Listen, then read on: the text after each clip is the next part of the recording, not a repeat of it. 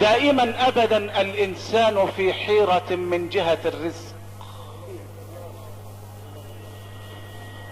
ومن هنا فان الله تبارك وتعالى اكد على الرزق في مواضع شتى.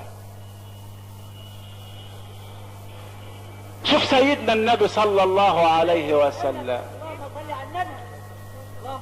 بيقول يجمع خلق احدكم في بطن امه 40 يوما نطفة، ثم يكون علقة مثل ذلك، ثم يكون مضغة مثل ذلك، ثم يأمر الله الملك ان ينفخ فيه الروح وان يكتب له 4 كلمات: رزقه، اجله، عمله، اشقي هو ام سعيد.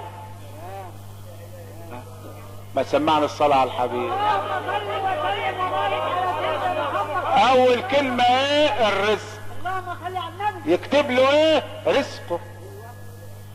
يكتب له ايه؟ رزقه. وبعدين